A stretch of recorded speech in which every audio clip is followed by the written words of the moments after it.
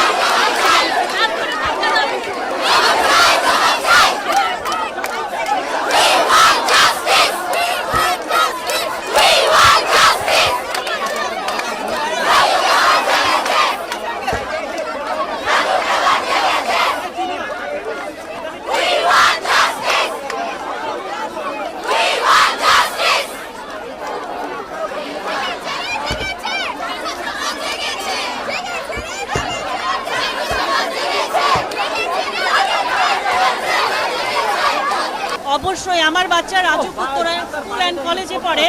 আমি একজন অভিভাবক, একজন সচেতন অভিভাবক। আমি প্রশ্ন করতে পারি জাতির কাছে যে এটা কি কোনো গণতান্ত্রিক দেশ?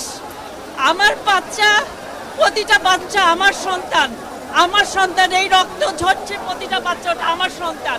আমি বসে থাকতে পারিনি কারণ এই বাচ্চাদের রক্তগুলো মনে হচ্ছে প্রতিনিয়ত যে আমার সন্তানের রক্ত ঝরছে।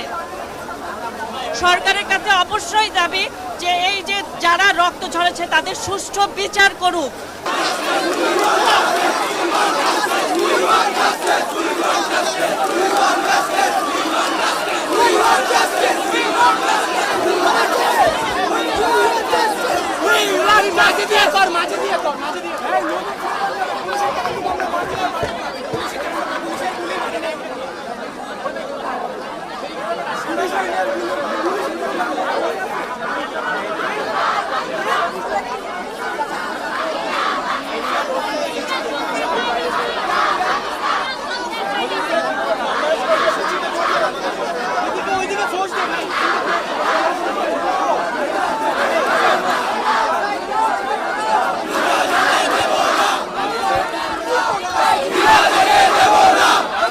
বক্তব্য হলো আজকে এই যে ছাত্রদের ন্যায্য যে দাবিগুলো ছিল সেই দাবিগুলো সরকার অবজ্ঞা করে তাদের মন্ত্রীরা যে তাচ্ছিল্য করে ছাত্রদের সাথে যে ব্যবহারটা করেছে এবং 200 থেকে 250 যে ছাত্র মারা গেছে তার প্রতিবাদে আজকে আমাদের এই রাজুকের ছাত্র, শিক্ষক এবং অভিভাবকদের যে প্রতিবাদ সভা, সেই প্রতিবাদ সভায় আমরা বৃষ্টি উপেক্ষা করে হাজার হাজার শত শত ছাত্র ছাত্রী অভিভাবক আমরা একত্রিত হয়েছি তাদের এই দাবির প্রতি সমর্থন জানানোর জন্য।